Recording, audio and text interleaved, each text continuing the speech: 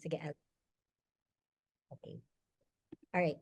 So good morning again, everybody. Good afternoon, good evening to all our kaibigans, our learners, and of course, our speaker for today sa ating Click Me, Kaibigan, Chika session for the month of June. Yan. So it's been a while. I think our last chika or meeting was our recollection, no, with Tito Ernie Maipid. So welcome back, everyone. And na-miss namin kayo, so it's good to have everyone back again. Today, ang ating topic for the month ay perseverance. Yan. Push lang ng push. 'Di ba? Napakaganda ng storya ng ating speaker, and we really want to thank her for saying yes, no, despite her busy schedule. She accommodated us, at ngayon ay we will hear her story. If you get a chance, basahin ninyo yung article that was written about her sa business manual. Online article siya, ang title, When Women Lead, How a Grab Driver Transformed Her Career to Become a Lawyer at age 54. Ayan. No? Nakakatuwa ang storya niya. As parang very swak siya sa ating mga Click Me learners kasi nga karamihan sa atin naman, 'di ba? Ay hindi na high school age, no? Pero ngayon pa lang nagta-try kumuha ng high school equivalent diploma through ALS. Ngayon pa lang ulit through Click Me, natututo ng mga bagong skills. So it's never too late. Habang may buhay, may pag-asa, 'di ba? Yan. So I'd like to call on our speaker. Kaklase ko siya actually from high school. Ayan. Pareho kaming St. Teresa's College at nag-UP, UP College rin siya, no? Diliman. At sa UP rin siya nag-law school. Imagine that, ha? Pero yon ikikwento niya bakit, anong nangyari, no? Kasi nga yung kanyang um, path, ngayon ay abogado na siya, pero hindi madali ang naging path niya. No? Ewan ko kung ilang beses siyang hindi nakapasa ng bar, no? Tapos agad kung ano-anong naging trabaho niya, hanggat nag-grab driver siya, no? Pero ngayon, ayan, very accomplished lawyer siya ngayon, dami niyang natutulungan, at ikikwento niya ang kanyang tinahak na daan. No? So, please welcome our speaker for today's Chika session, Attorney Audrey Del Rosario. Take it away, Audrey. Oop, nakamute. Wait lang, darling. Nakamute tayo.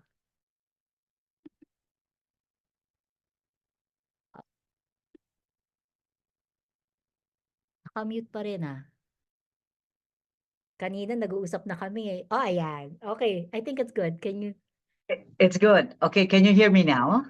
Yes. Yes. Hi, Tita Rose. Hello, Tita Rose. Everyone, pleasant good morning to everyone from the Philippines and those in Canada, USA. I know it's a little past 6 on your time.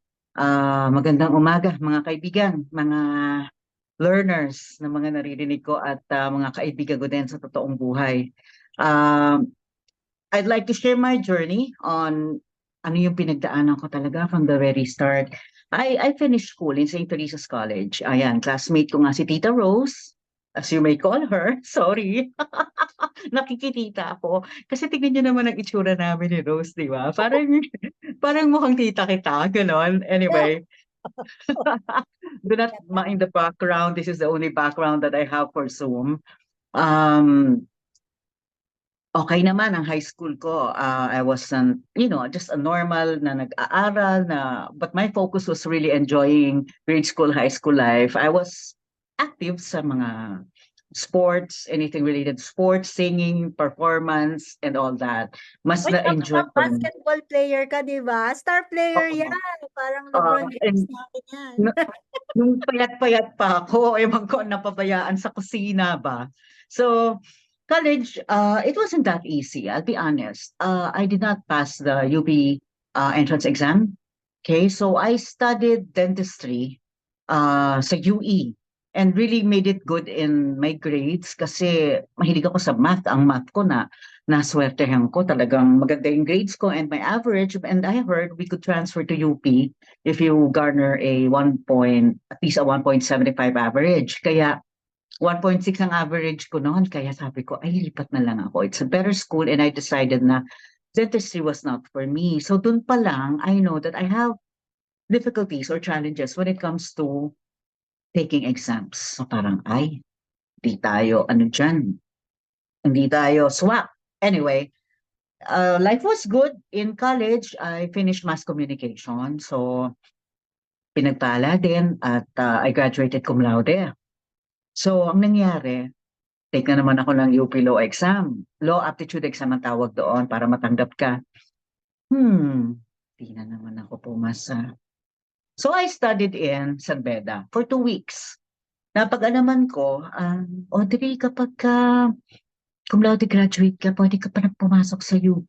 Lalo na kung UP cum laude graduate ka, you can get in even if you did not make it to the exam. So pumasok ako ng 2 beses na take 2 ako, di ba? Nung entrance exam pa lang sa UP, nakapumasa. Sige, 1 year. I studied in UE Dentistry, pre-dent. And then ito na naman. Di ako pumasa sa law aptitude exam. 2 weeks na ako pumapasok sa San Beda noon. And we were about A, B, C, D, E, F, G hanggang letter N yata yung section. So imagine niyo, napakarami namin. And I heard only about 3 sections will graduate from San Beda. Ganon ang pag-screen nila talaga. And that's when you really reach the end, napapasa ka, ganon na lang kayo kakonte. Considering at first ilang sections kayo. So sige, nalaman ko, uy, pwede pala. So transfer ako ngayon ng UP. So doon pa lang, nakita ko na, ano nangyayari sa akin. When you see me, when you hear me talk, parang a lot of confidence, kaya ko ang exam. And even when taking the exam, I know, okay lang ako. But siguro, hindi ko alam what happens to me while taking it. I'm not able to make it. So, okay, I finished law. Isipin nyo yung pagdurusa, araw-araw. Kailangan magbasa ka ng mahina na ito. Ayan, kanyang kakapal na kailangan mong basahin. That was every day. I was working at the same time, so I took law for 5 long years. And it was a Monday to Saturday thing that I had to go to school. And Saturday, well, minsan 8 to 12, minsan it's 8 to 5. So imagine niyo na lang. And also working at the same time. Right then, kaya naman ako nag-isip na gusto ko mag-aboga siya. Pinagpala rin na ang daddy ko ay isang justice sa Sandigan Bayan noon. Nakita ko, like everyone else, pag nakita ka ng abogado, syempre mga kliyente doon, mga government, high government ranking officials, ano? Parang sabi ko, ang gwapo naman tingnan, kahit hindi gwapo, kasi ang babango, pag lumakad, dala mga attaché case nila, ng mga formal, sabi ko, I want to be like that. And even the girls, they look so, alam mo yan, talagang irerespetuhin mo ba? So sabi ko, since I had this inkling na I know I can talk, I can get through, I can also study. Nasa pagsisikap lang naman yan eh. Na-inspire ako na mag-law ako working in Sandigan Bayan. So pinagsabay ko nga. And then we were, I think, we were 4 sections. Ang section ko noon E, kasi evening. Tapos may ABC. And we started as 45 or 48 in class. O diba, hindi ako nag-summer kahit kailan. Regular ang schedule ko noon. So pinagpala pa din, mabuti naman. Ang maganda, may mga batchmates ako noon na ngayon ang tataas na ng posisyon nila. We were all, on equal footing. Lahat kami noon, parang alam namin, nag-aaral kami. So it really came as a surprise. I took it once. Hindi ako pumasa. Nabanggit mo, Tita Rose, hindi mo alam kung ilang beses, di ba? Let me be transparent with everyone. I did not just take it once. I took it twice. And then on the third, it was very, parang make or break na ito kasi magre-refresher ako. Ano nangyari? Hindi pa rin ako pumasa. So I took it thrice, hindi ako pumasa. I had to do refresher again. That's 1 year of schooling na parang kang 4th year. That you will attend classes, you will do recitation, you have assignments. hello, tumatanda na ako, okay lang. Then from graduating, I took it 3 straight times at a row. And then hindi ako pumasa ng third day. So sabi ko, should I take it the fourth time? So that was year 2000. When I took it the fourth time, nag-refresher ako sa Arellano University. Siyempre, nag-work ka na, sabi ko, make or break na ito. At that time, there was a limit of 5 takes. If you don't make it to your fifth take, bye-bye, wala na. So sabi ko, wala, talaga, sige, pagpursigihan na lang. Unfortunately, I did not make it again. And parang, isipin ko na lang lahat ng paghihirap ko na araw-araw pumapasok ako sa school noon. Nagbabasa naman ako. Hindi naman ako tamad na estudyante. When you're in law school, you're really supposed to be prepared when you come to class. And napapahiya ka pa doon. May mga law professors. They call you. Sagot mo yung tanong. Akala mo upo ka na. Hindi. Tatanungin at tatanungin ka nila hanggang sa yung tanong hindi mo na masagot. And then, nakatayo ka buong 2 hours, 1.5 hour class. Hanggang lahat na kami nakatayo. At least hindi ka mag-isa, di ba? Kaya lang isipin mo yung ganon, the agony na lahat na lang. Mula nung, buti na sa STC nakapasok ako, no, Tita Rose? Anyway, Matalino so, ka sa STC. Outstanding student ka, di ba? looking back, naisip ko, I wasn't really swerte when it comes to taking entrance exams or anything that would, like ito, the bar exam. So, hindi ako pumasa ng fourth take. I left it. Sabi ko, it's not for me. Although I worked in Sandigan Bayan for 10 years and then since my law background nga, ang aking interest and exposure was HR, human resources. So that's when I started really working as, from entry level call center, HR, and then I went to different fields. And luckily, only recently, no 2019, ito yung parang nagbago, no? Yung nagbago ng pananaw ko. May nakasama ako mga group of lawyers. Lahat sila lawyers, mga bata. So, they came to know that I finished law in UP pa. Sayang, nanghinayang sila sa akin. Bakit hindi mo subukan uli? Yun ang sabi nila. Tapos naisip ko, this is the first time I spoke with these people and they might have probably seen something in me na naisip nila I can take it again and baka andun yung perseverance mo pa ibalik mo. So that was an inspiration kasi iba yung mga kaibigan mo na kilala ka na they advise you to retake. Ang maganda, wala na yung 5-year limit. So sabi ko, hindi ako pressured. If I take it again, kung hindi man ako pumasa, although anong edad na ako noon, when I was deciding, that was 52, kailangan kong bitawan lahat. So anong nangyari? If I were to go back to school, hindi pwedeng meron akong full-time employment. And that's when I decided, kailangan huminto ako ng full-time engagement. Ano bang trabaho yung po pwede? Mahilig naman ako mag-drive. As in, aliw ako pagka nagka-drive ako. Gusto ko nag-out of town. Sabi ko, well, this might be the answer. I could do driving when I'm free and I could do school pag kailangan talaga. Like it was a Thursday to Sunday class. Balik eskwela na naman ako. Isipin mo, 1 taon yan. So sabi ko sa sarili ko, if I really don't make it this time, probably it's there. Yun na yun. Effort-wise, 5 takes, and then I had to do it all over again, study for 1 year, and then review for 6 months. Tumaon pa, pandemic. So, anong nangyari nun? Nawalan ako ng, syempre, pandemic, takot ko magbiyahe, di ba? Although may biyahe pa nun. So, while studying, ng Monday to Wednesday, ayan, nag-grab ako. Hindi naman po sa pagmamayabang, pero mataas na yung pinanggalingan ko. I was already a vice president for HR and admin, and then may mga consultancy na lang din akong ginawa para, to make ends meet. Sabi nga nila pag nag-drive ako noon, ma'am, siguro libangan nyo na lang ito, no? At wala na ho kayong magawa. Sabi ko, hindi. Nag-aaral kasi ako. And ang maganda rin kapag may nakasakay ako, like minsan may dalawa, ang bill nila parang 300 plus lang. Alam niyo ba, iniwanan ako ng tig 1,000. Paano? Nagtanong tungkol sa HR, may kumpanya sila, ganito daw yung, siyempre, nag-butt in na rin ako as I wanted to contribute in a way na para guided sila sa labor, magtatanggal ng tao. Para nagbigay lang ako ng advice.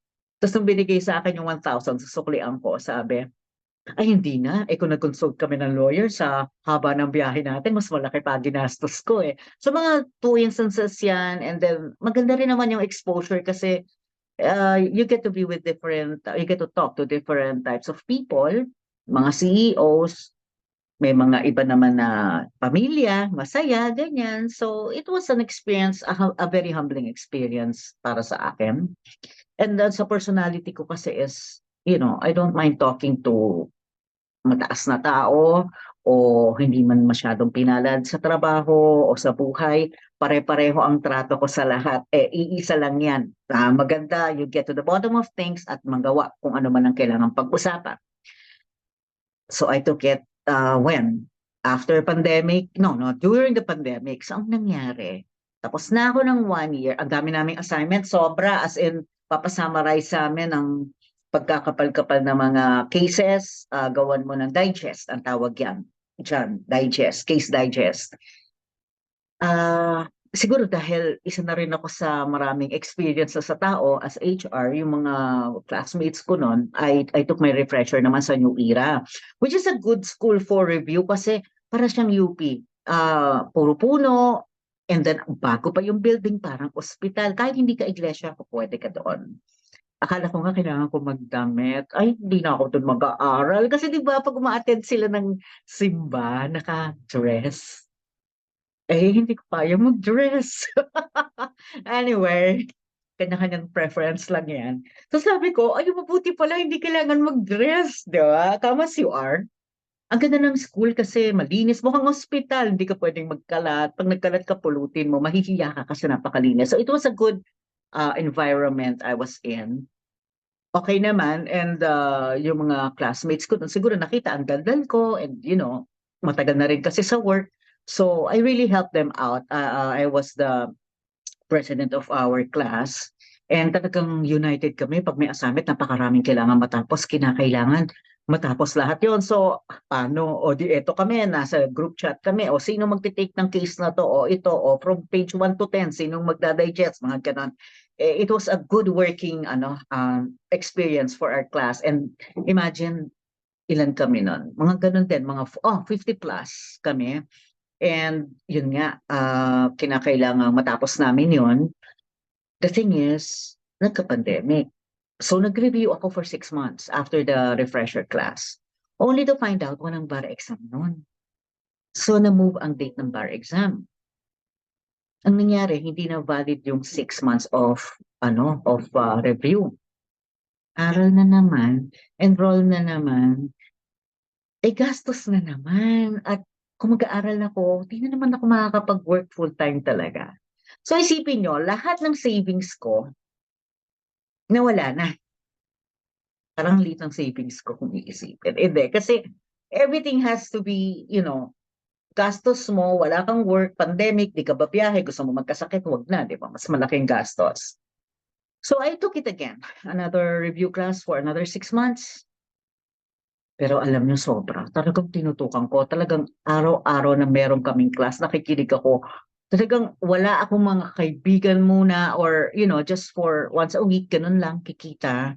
Talagang ermitanyo. Talagang sabi ko, eto, focusan ko na. Eto, talagang best effort ko na. I'm in my 50s. And kung magiging lawyer ako, thank you. Kung hindi, ay, matanda na rin naman ako. Hindi ko na, if I were to be asked right now, I cannot redo that all over again. Hindi na. Yung araw-araw nagbabasa ka, na araw-araw meron ka ring klase, review class na makikinig ka ng lecture, and then pagkatapos nun, magbabasa ka. Sabi ko, hindi biro itong pinagdaanan ko. Kailangan pumasa ako. Eto yung pinaka nakakaloka. May COVID test. The exam was on a Friday. So Wednesday, ito yung nakakatakot. Magko-COVID testing lahat. So ako ang schedule ko was in University of Makati. Dumating ako doon mga 12:30, 1 o'clock pa yung start. Ako pa yung nagkumpul-kumpul sa mga tao doon. Oh, dito tayo pumila.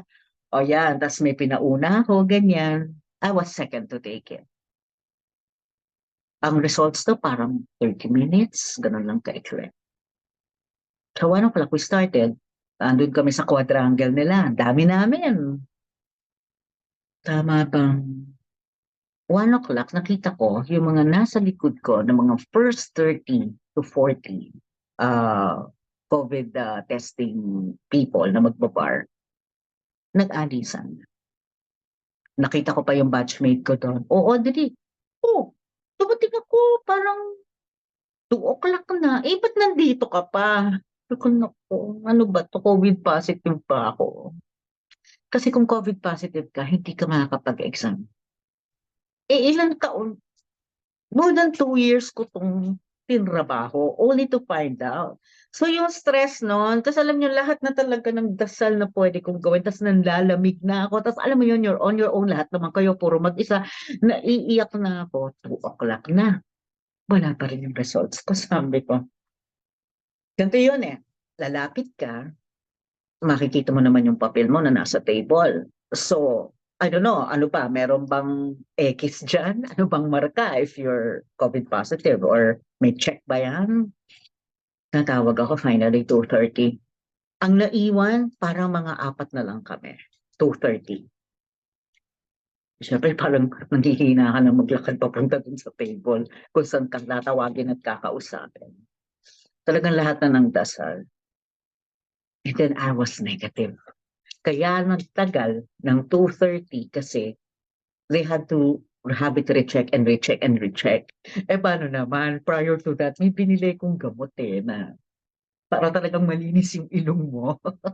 Ang sakit kaya sa ilong nun. Hindi nang advice. Eh, yung iba kung ano-ano mga pinagbibili para malinaw lahat. Ako naman yun, baka sumobra. Parang yung finding wala nang makita, naisip ko. So, at least I was COVID negative. I could take the bar exam 2 days from that. Pero yung ordeal, yung pinagdaanan mong ano ba yun, yung parang mamatay ka na. Kasi meron talaga, parang about 200 plus hindi nakapag-take. Kasi maraming testing centers yun. Isipin mo, nag-aral ka ng gano'n. Dahil siguro sila first take nila or whatever, it's just 6 months. But in my case, it was 2 more years na nagtrabaho ako at nag-aral at nag-review classes. So, isipin nyo na lang, gano'n ang pinagdadaanan namin noon. So, I took the bar exam also in University of Makati and the results came out just 2 months after. 2022 yun. Yun na. Kasabayan ko pang mag-exam. Mga anak ng batchmate ko. Mga anak ni Tita Rose, ganyan. Kasabay kong mga nag-exam. O di ba, nanay na nila ako. Well, ang spirit ko talaga para akong bata. Tingnan, magkwento pa lang ako, di ba? Parang bata lang. Hindi ako yung, I'm now 55, but I don't look 55, I know. Nasa pakiramdam lang. So, when I saw all of them, sabi ko, shit, kung nagkaanak ako, sorry for the term, kung nagkaanak ako, magbabar exam kasabay ko ang anak ko, ganon. Hayaan mo na, this is it. So, ayan. And then 2 months after, nasa ano ko noon, dito malapit sa Eastwood si Padre Pio.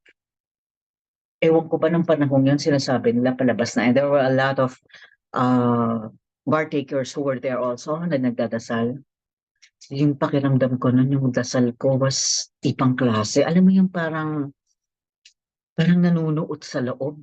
Na parang andun yung naiiyak ka na kasi you will look back eh. Parang nag-try ako, sinubukan ko uli. Nahirapan ako nung bumalik ako. Ang daming pinagdaanan. And ito na. So, nung nagdasal ako ng talagang taimtim, and it wasn't just dasal, it has to have also hard work, and then perseverance, and then prayers. Paglabas ko, tinawagan ako ng isang batchmate ko noon sa New Era. Una niyang sinabi, Audrey, hindi ako pumasa. Kasi paglabas ko, siguro hindi ako ma-reach sa loob. Eh di syempre parang naiiyak ako, ano kaya ako? So nakita mo na ang results. Tapos binalikan na, Audrey, lawyer ka na. Alam mo yung pakiramdam, yung talagang iyak na iyak ako yung walang tunog. Ganon. Kasi everything, kita mo ha, kapag ngayon naiisip ko, alam ko pa yung pakiramdam eh. Matindi yung pinagdaanan ko eh. Ang ganda, siguro ngayon lang talaga. Sana noon pa, naisip ko, pero hindi. Bakit ngayon lang? Binitawan ko na to, ayoko na, sumuko na ako. But there was something na, in a span of an hour lang na nakasama ko ang mga bata yun, ang mga abogado. Life-changing, di ba? You really wouldn't know when it will strike you na ikaw ay magigising. And kailangan lang, when it strikes you, pagtuunan mo talaga ng atensyon, panahon, pagsisikap, para makamit mo yung gusto mo. And that's what happened to. And that's what I want to share to each and every one of you kasi even at now, I'm 55, I've been practicing for almost 2 years. Alam niyo ba to be honest, Tita Rose, again, nung lumabas ang bar exam, delayed yung bayad sa akin ng employer na consultant ako doon. So, may receivable naman ako. But you know how much was in my wallet? Nung withdraw ko na lahat ng laman ng bank account ko. 5,000. So, lahat sinasabi, uy, libre ka, libre ka naman. Siyempre, pumasa ka. Hello, kakain pa ako the whole week. Kakain pa ako isang buwan. Kailan ako babayaran ng employer ko? Ito na lang laman ng wallet ko. Siyempre hindi ako makapag-treat. Ang saya naman yung kaibigan ko na hindi pumasa. Ay mayaman talaga siya. Siya yung nag-treat, di ba? Hindi na nga siya pumasa, siya pa nag-treat, di ba? So, ganun katindi. Ganun katindi. Kasi 'di ba iba yung 5,000 ang laman ng wallet mo pero kagagraduate mo lang, allowance mo lang 'yon or nag-work ka na bago lang. Pero yung pinagdaanan ko na lahat nilabas ko na, nasira pa kasi yung sasakyan ko no'n. At least may sasakyan ako, pwede ko ibenta, 'di ba? Pero siyempre kailangan ko rin ng sasakyan. Gano'n katindi, gano'n katindi. And looking back, naisip ko, dapat yata noon pa ako bumalik eh, kasi I really enjoy what I'm doing right now. Palagi akong nasa side ng defense. Na pagkatiwalaan ako ng tatay ng batchmate ko na since ayaw niya na mag-appear, ako mag-appear on his behalf. So yun yung simulaan ko. I was paid only, I don't know how much of it is a percentage ng appearance fee, pero I was paid only an amount na parang feeling ko OJT ako. Ito nga maganda, OJT ako, knowing the ins and outs na binabayaran ako. But it wasn't high. Okay? Ganun ako for about 4 months, 5 months na isip ko. In all those instances, I appeared before the court. Annulment, sinabak ako, murder, qualified theft, rape, annulment, estafa, child abuse, ganyan. Collection for sum of money, and then mga ganon. Ganon yung mga kaso. Violation of BB 22, at least mga minor lang yan, di ba? May murder, may qualified theft, may rape, di ba? Ongoing pa yung tatlo ngayon. Sipin yung tagal na nun. Nakakatuwa kasi natutunan ko yung paano ba pag file ng annulment, ano bang first step? Yung ganon, kasi you're there. And siguro for others who would just appear, sa appear lang ako o inaral ko, okay, ay ako hindi.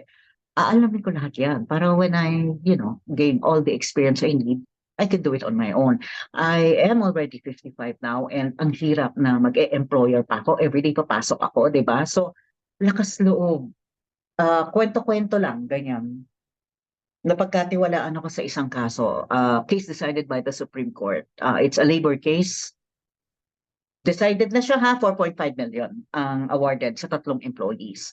When truth and in fact, nagnakaw naman talaga sila. I don't know how it prospered na umabot sa Supreme Court na talo ang employer. Pero kung ako yung nasa side ng employer, nung maaga pa lang, inayos ka na yan. Kung magkano man ang in-award dun sa labor arbiter, inayos mo na yan. It spanned for 15 years, that's why inabot ng 4.5 million. 500,000 was for PAO. So 4 million for the employees. Tatlo lang. Audrey, pinakausapin ako, baka pwedeng kausapin mo ang mga ito. Nag-garnish na yung bank account, so frozen siya. Pero syempre, alam mo naman, as an employer, tanggalin mo na muna yung mga laman niya, mag-iwan ka lang ng konti. Kasi once na-execute ang kaso, unang pupuntahan mga bank accounts ng employer. So, alam naman nila what to do on that. But the next step is to, uh, for the sheriff, nakakahiya, di ba? Pupunta ng office o bahay at kukuha ng mga bagay-bagay. So, nakakahiyang mangyari ito. Para maiwasan, Audrey punta kang Baguio. I will not disclose the employer, no? Pero a well-known surname ito. Puntahan ng Baguio, kausapin mo mga empleyado. So, kumausap ako ng abogado doon, halika, pakiset mo lang sa labor arbiter, the one in charge, na mag-usap kami, harap-harapan. I can issue the amount na mapag-usapan right there and then. Matapos ang itong kasong to. So, I went there for 4 straight days. Ito naman yung maganda, di ba? Dati pupunta akong Baguio, gasolina ko, mag-check-in ako, kakain ako, gastos ko. Ay, saya. Pwede pa raw ako magsama ng dalawa. Di sinama ko yung dalawang kaibigan ko. And we stayed at a good place, a very good place. Mas maganda pa sa John Hay. O, di ba? Sarap talaga maging abogado na, ano? And lahat ng pagkain ko libre. Kahit anong gusto ko, kahit dessert, gusto kong uminom, pero hindi man ako umiinom. Ang saya, all expenses paid. And maliit yung hiningi kong bayad kasi it was my first. Naayos ko. So it went from, tagalin na natin 500,000, so 4 million to 2 million. Eh di major accomplishment sa akin yun kasi natuwa ang employer, ganyan. Kasi bumaba. Hindi naman pwede kasi maging zero yon. Meron at meron siyang ilalabas. But, that's half. And just recently, another labor case, 568,000 ang ruling na kailangan ibayad ng employer. Nagkaroon na ng desisyon, inappeal ko naman sa NLRC din. And, kasi labor provisions and all with all supporting evidence, sabi ko, fight natin to. Ay yung employer, walang ganong pera. I just asked 15,000. Okay? 2 beses ako pumunta noon sa NLRC, doon pa yun sa may malapit sa Lasal. Appearance fee lang yun, di ba? Kung 2 punta mo. And then I made the appeal, the motion for reconsideration, position paper. And then in 9 months, lumabas. From 568,000, 2,600. Di tuwang-tuwa. O, di ba? Happy! So, yun yung mga ano. And then 2 child abuse na, syempre, yung kalaban, doon ako, na ikino-complain. It's a matter of explaining things. Hindi naman talaga kasi child abuse. Yung isa, talagang hindi. It was one instance caught on CCTV, pero a lot of negotiation took place and napaatras, which is maganda. So far, awa ng Diyos, yung mga nakukuha ko na on my own, panalo ako. Pero hindi ko na siguro ganun ka dapat depend kung dun sa ina-assign lang sa akin where I appear kasi sila naman ang paperwork and all. So right now, natutuwa ako kasi ang layo na ng yung biglang leap pa kasi where do you find yung inspiration, yung motivation na gawin mo yung gusto mo, na nag-e-enjoy ka, at the same time, nakakatulong ka, at kumikita ka pa. Sabi ko nga, when I look back, I only have 5,000 in my wallet. Right now, hindi ko sinasabing milyonaryo na ako, no, because of this. Pero, at least alam ko, when I need to eat, hindi ko iisipin yung budget ko. Ganon. I can afford magpagawa ng barong, di ba, ng coat, malaki na. And it's not just that. Yung pakiramdam ba na nakatulong ka, tuwang-tuwa yung kliyente, malaking relief yung alam mong hindi ka makukulong, mapipick up at pala nga makulong agad, paano kung available pa yan?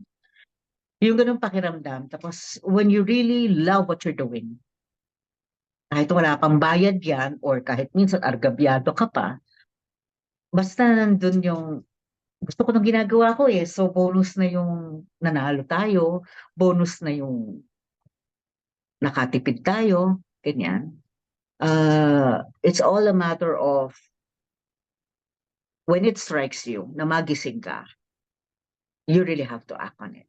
And you cannot reap anything if you don't sow. So, sow lang ng sow, invest ng invest, trabaho lang ng trabaho, and eventually, in God's perfect timing, everything will fall into its proper place.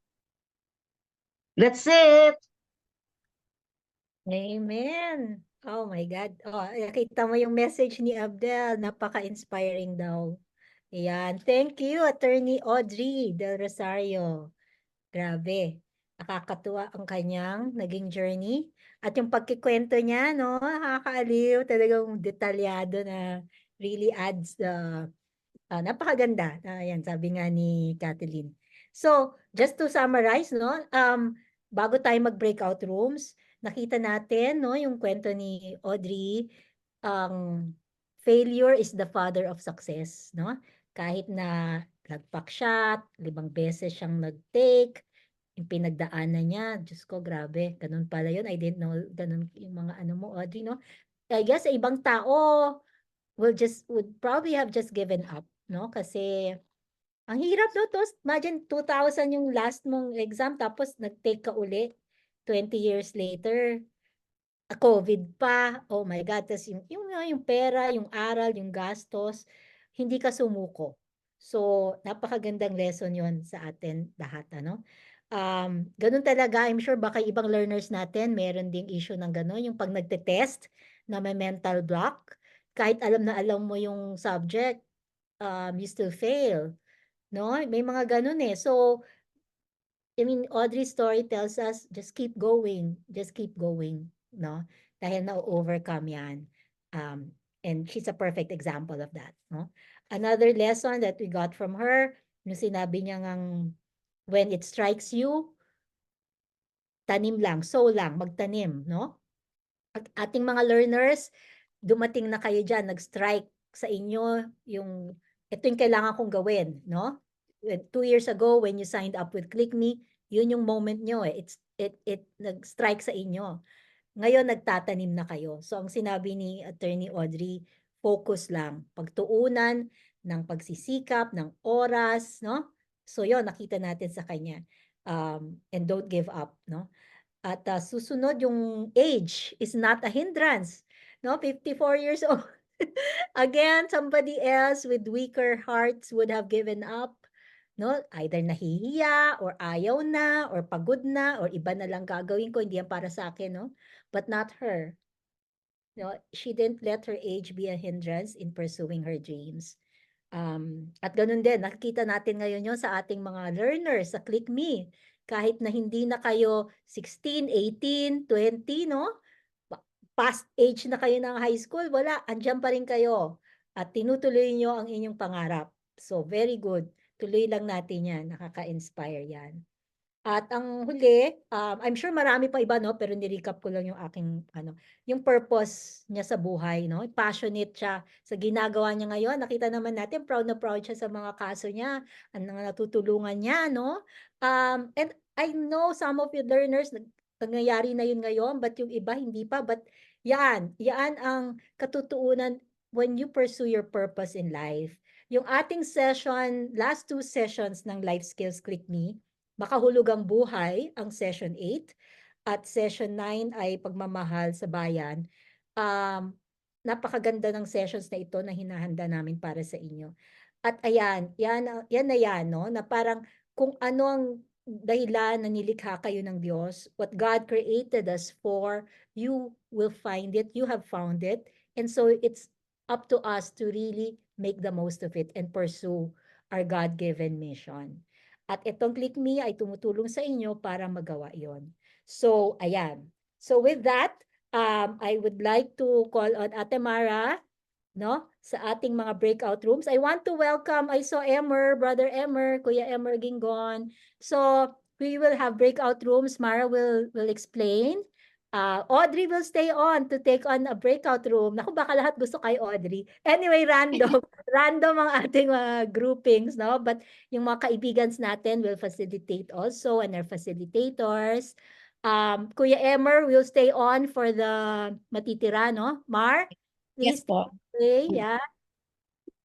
Ate Rose, okay na tayo sa questions, no? Oh, here pala. Yes, yes. So this is our discussion question sa ating breakout room, no? So ano ang nakuha mo sa talk ni Attorney Audrey? At i-share mo kung kailan nangyari sa buhay mo na nag-push ka ng nag-push. Ayan. So parang ganun in a nutshell. So sana sa group makapagsalita lahat at makapag-share more or less ng kanilang ano rin, sariling insight from the talk. Okay, Mar? I'll share na lang din para ano, I'll start na lang here. Ano yung nakuha ko kay Attorney Audrey, yung kahit lawyer na siya, I mean, nakatapos siya ng college, ganyan, tapos nagka-pandemic, yung nag-grab siya, di ba? Parang ang tapang niya ang tapang niya na ganun yung trabaho niya. Kasi kung ibang tao yon or ibang pamilya, ba't ka nag-grab? Ano ka ba?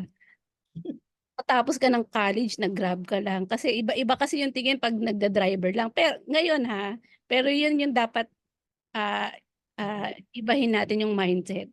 Hindi porke nag-driver ka, nag-grab driver ka, wala ka nang pupuntahan. Kasi yung iba ring grab driver na nasakyan ko, ano naman sila, may-ari din sila ng mga sasakyan, ganun.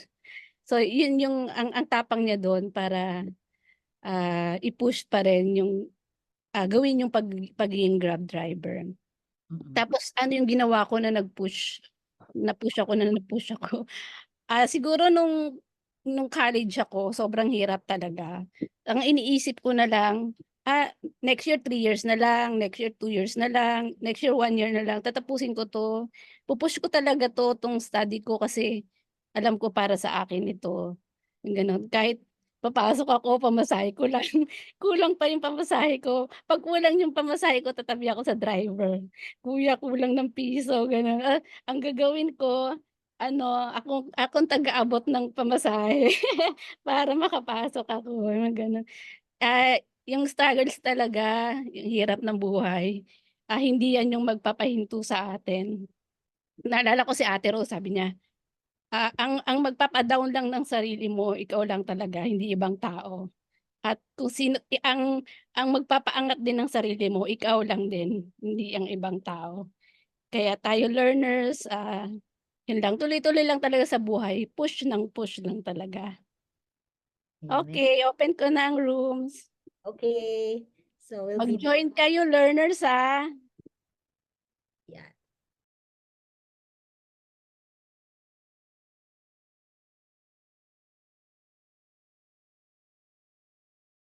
Tita Rose, narito na po muli kami sa room, sa main room. Yes, ayan. Oo, thank you. Okay. Sa aking room, sa aking grupo, room 6. Yeah. Woohoo! Ang ganda ng mga sharing namin. Actually, pero yung dalawa hindi nag-share. Pero thank you, Audrey. Kitang-kita yung mga kwento nila. Dami nilang na-inspire sa iyo. Ayan. Emmer? Andito na ba si Emmer? You want to wrap up and i-share kung sinong... Yes. Yeah, Brother Emmer. Yeah, Audrey, si Emmer is actually also based in Manila. So, he's our director for partnerships, advocacy. Yeah, may radio show din yan. So, we meet each other yan, si Emmer de Hello, brother. Brother Emmer, Hindi mo hello. Emmer si Audrey sa yung teleradyo. Okay, yes. Okay, yeah. Kaya mo yan sa DZRH TV mamaya 4 to 5 p.m. Yeah, sa Mamaya kaya mo pag-usapan. yan. Yan. Sabi nga namin sa programa, ganyan na ganyan ang sharing, attorney, natutuwa sa iyo ang mga senior mo. Sabi nga nila, Khalid, sa Sambuanga. Sa Sambuanga, talagang kahit kapwa siya, learner siya, puyat na puyat, kahit puyat na puyat daw siya. Nako, pinupush niya ng pinupush para alam mo na, makasama sa Click Me community natin. At talagang pangarap niya ay gumraduate. Talagang at kasama niya ngayon ng mga kanyang mga kagawad, kapgo, doon sa stasyon nila. At ito rin, si Rose Ann sa Smoky Mountain. Alam niyo, ang laging problema nila ay edad. Ang kanilang edad. kahit 50 plus, seniors na sila. hindi balakid sa kanila. It's not a hindrance for them because tulad nila, gusto nilang gumraduate, gusto nila makapag-aral at karamihan talagang gusto ng edukasyon. Kaya na mag-aahon sa kanila. Sabi nga naman nila sa Raya, sa Zamboanga rin, ay naku, Kuya Emer, kahit ano may pag-asa pa rin. Naku, may edad na rin ako, ganito na rin ako, ganyan ako. Pero narinig namin story ni attorney. Naku, natutuwa kami. Kaya push kami ng push. Sabi nga ni Soraya. Sabi rin na aming theme song sa Kaya Mo Yan. Kahit habang may pag-asa, at habang may buhay, may pag-asa. Huwag kang umiyak. Nandito kami aalalay sa iyo. Kaya kayang-kaya mo yan. Tulad ng Click Me from Smoky Mountain. Christina, 30 na siya. At napakakonti ang kanyang anak. Hulaan niyo. 1, 2, 3, 4, 5. 5 ang kanyang anak na basketball team. Kahit narami siya, push pa rin ng push dahil nakasalalay ang kinabukasan ng kanyang mga anak. Talaga nga naman, sabi nga ni Christina, sila sa Smoky Mountain, mga 30 or more sila na nag-aaral, nagsusumikap, kahit mahirap. Naku, talaga nga naman ang mga istorya ng buhay. Push pa rin sila ng push kasi sabi nga ni Atty. Kaya, sige, ako nga ganito, pero love ko yung ginagawa ko. At buti nakapag-aral ako. Ako'y abogado, nakapagtulong ako. Kaya, attorney, lahat ng aking mga labor cases na mga idudulog sa akin, itatawag ko sa iyo. Yung kliyente. Ay, nako. Ang dami-dami. Game tayo dyan. I-guess kita dahil haba na istorya mo from pandemya hanggang pag-asa ang istorya mo. Ganyan naman istorya ng mga masang Pilipino. Nako, ang dami namin naririnig. Kaya one of these days, i-schedule ko isa sa click din nating mga learners. Interview natin. Maganda kasi iba-iba, no? From Zamboanga, from Manila, from Visayas, lahat ng ano. At siyempre, yan ang ating mission. Bigay na edukasyon. Sabi nga sa napanood ko sa YouTube kung paano umunlad ang bayan, ang mga nations all over the world.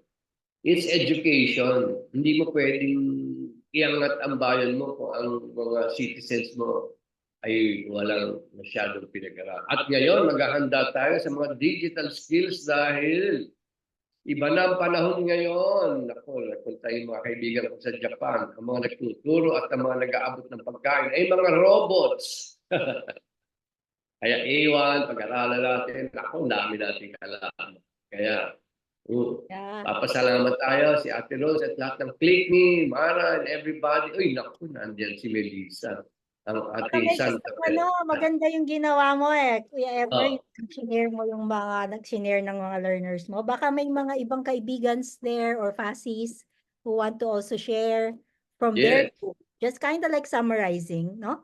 The floor is open. So, yung sa akin lang in a nutshell, no, nakakatuwa yung taga-Payatas ko na nakagrupo, si Verlyn Herrera, 36 years old na siya, no? At yun, kahit na may 2 anak na siya, thankful siya sa Click Me dahil natututo siya ng computer, nag-gain siya ng confidence, ganyan, at nagawa niya pangarap niya para sa mga anak niya, not so much for herself, no? Tapos meron din yung si Ramarichar, taga Loon, si Maricel, taga Sagbayan, si Leia, taga Loon, tsaka si Miller, Smile. Yan. Oo, mga ano rin sila, isa 36, isa 20. Older din yung iba, pero tuloy-tuloy lang nga daw. At natutuwa ako kasi nga parang for Lisa and Mara, they are really telling us yung pinapangarap natin na para mangyari sa learners. Sinasabi nila, yun yung nangyayari. So, praise God. Salamat sa pag-share nyo sa Group 6. Group 6 na kami. Ayan. So, ladies, welcome natin si Miss Malait, ang pinsan ni Lisa. From Cebu. Maybe hello. Maayong buntag. Good morning. I was also inspired sa what Attorney Audrey shared, and I was surprised. I didn't know I would be facilitating a group, but pero praise God din kasi game na game din yung mga nakasama ko sa group 3. And the same stories, they were all encouraged na, yes, mahirap ang buhay, and they're doing this din para sa mga pamilya nila. And one short thing that I shared with them, yung word na pursige, parang puro sige lang, puro sige lang. Diba? Yeah. Yeah. So, yes, they were also blessed. And I think it will, ma-stretch pa for more miles pa na makafocus lang sa goal, sa priority nila ngayon. And lalo na ang hirap, no? Titingin ka sa Facebook, lahat ng barkada mo, pamilya, they're going on trips, ngayong bakasyon, pero sila focus pa sa pag-aaral. And I hope lahat tayo, we can just stay focused, and pag nakuha ng certificate, wow, ang sarap ng feeling, no? Konti So, na lang. Thank you, V. Yeah. Thank you. Kuya Ramon or Jing, sino pa ba? Is Anne still here? Or Lisa? Baka anybody? Yeah, I was hoping to hear from either Ramon or Jing, but quickly lang, medyo similar syempre lahat ng stories, but natouch ako sa bandang dulo of our group 10. So we had from Sangbayan, Bohol, Zamboanga. I think that was it from in our group. Yung thankfulness nila na ginrab nila yung opportunity ng Click Me. Kasi sa totoo lang, syempre pilot group ito. So wala silang malay, sino ba itong Click Me? Parang, so I was just thanking them nung bigla kaming na-end ng nag-close yung room. But I was a little bit emotional because I was thanking them na nagtiwala sila to Click Me. I mean, nagbigay sila ng kanilang trust na mag-aral kahit na ang daming napagdaanan na delays and like logistical challenges itong first batch. Pero sabi ko, maraming salamat sa pasensya ninyo, sa tiyaga ninyo, sa tiwala ninyo. And sila rin, they're very grateful for the opportunity that Click Me gave to them. So that's what what we shared. Thank you. Yun, ganda yan, ganda. Ayan, Kuya Ramon. Ayan, si ating trainer sa digital literacy. How was your group? Hello, Rose. Kumusta dyan? Kasama ko actually si attorney sa sa breakout room. So it was an honor for me na makasama siya. Anyway, dun sa grupo namin, karamihan galing sila sa Tacloban. At gaya ng nasabi nyo, mga nanay na sila. Yung si Baby Lynn, saka si Maria, I think 36 na sila o 40 plus na si Maria. Anyway, ang sinabi ko, dahil may mga anak na sila, ang sinabi ko sa kanila, hindi nila nakikita ngayon, pero ang pagpupush nila, ang pagtsatsaga nila para matapos sila sa pag-aaral ay actually nagiging halimbawa sila sa mga anak nila. Hindi lang nila nakikita yan. Nakita ko yon dahil kasi matanda na ako, malalaki na yung mga anak ko. So yung paghihirap nyo, akala nyo, ang mga anak nyo, inoobserbahan kayo. Kaya ginagaya kayo. Kanya push lang, yun ang sinabi ko sa kanila. Maraming salamat. Thank you. Galing. Yan ang sasabihin ko mamaya sa programa ko. Push lang kayo ng push. Galing. Anne is from, how was it? Were you able to speak? Because Anne is from Canada and she doesn't speak Tagalog. I wonder how her group went. Meron bang ka-grupo si Anne dito?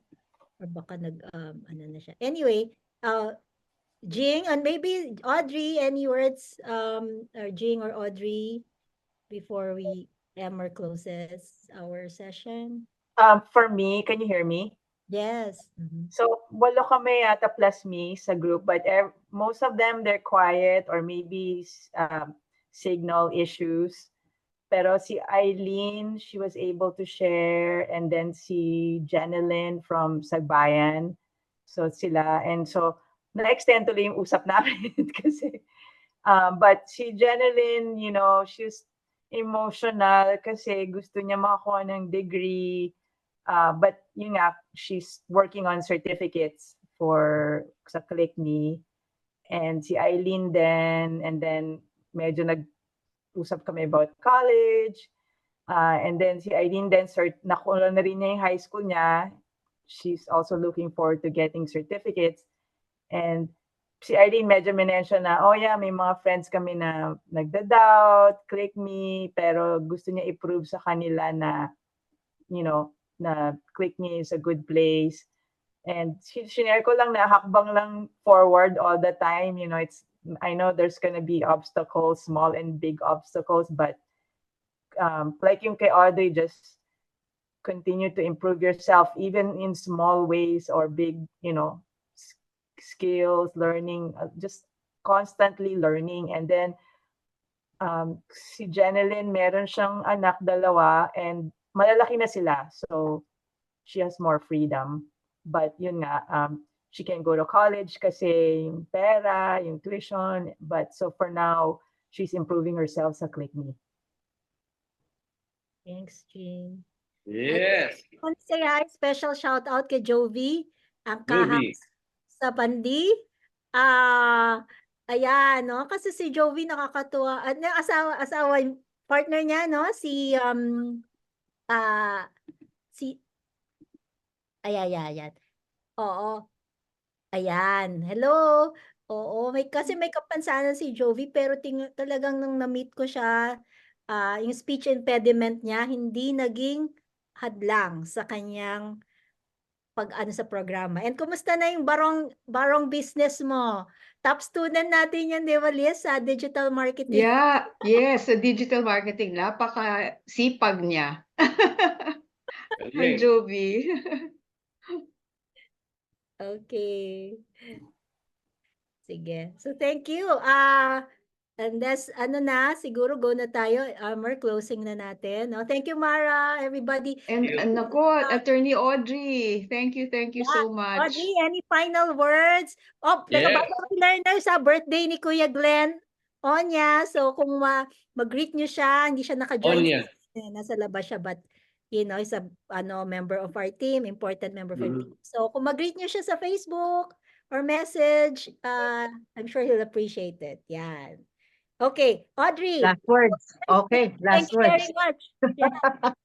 You're very much welcome, ClickMe, sa lahat ng mga nakinig, sa mga kaibigan, learners. Ito yung maganda with the breakout session that we engage in. Ang proper mindset ay nasa kanila.